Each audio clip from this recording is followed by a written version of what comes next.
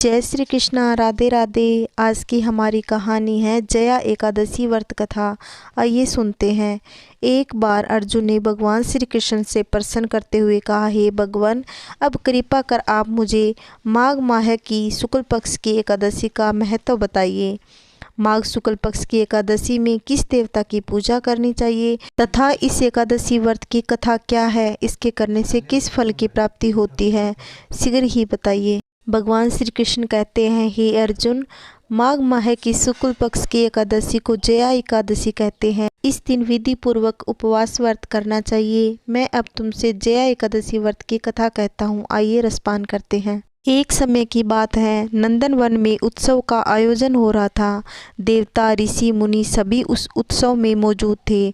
उस समय गंधर्व गा रहे थे तथा गंधर्व कन्या नृत्य कर रही थी। इन्हीं गंधर्व में एक माल्यवान नाम का गंधर्व भी था। वह बहुत ही सुरीला गाता था। जितनी सुरीली उसकी आवाज़ थी उतना ही रूपवान भी था। उसी समय वहाँ पुष्पवती नाम की गंधर्व माल्यवान को देखकर मोहित हो गई और उसने अपने हाव भाव से माल्यवान को अपने वशीभूत कर लिया। अत्यंत सुंदर पुष्पवती को देखकर माल्यवान भी उस पर मोहित हो गया।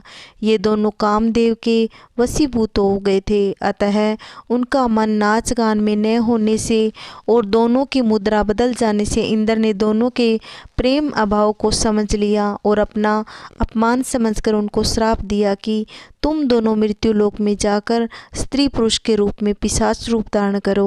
तब वे दोनों हिमालय पर जा पिशाच को गंध रस और स्पर्श का ज्ञान भूल गए और घोर कष्ट भोगने लगे। एक दिन माघ मास की शुक्ल पक्ष की जया एकादशी का दिन आया। तब उन दोनों ने देव योग में वह दिन निराहार रहकर निकाल दिया और घोर ठंड के कारण ठिठुरते हुए रात्रि व्यतीत की।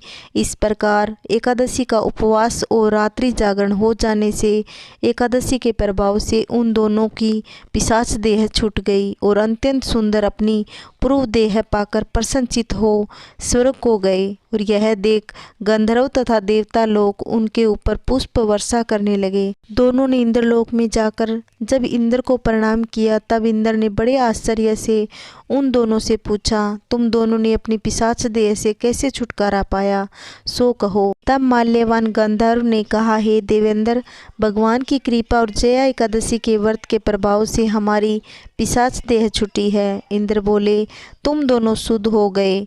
अब पुष्पवती के साथ आनंद पूर्वक विहार करो। जो मनुष्य जया एकादशी का व्रत करता है और निश्चय ही कुयोगी को छोड़ स्वर्ग को प्राप्त करता है।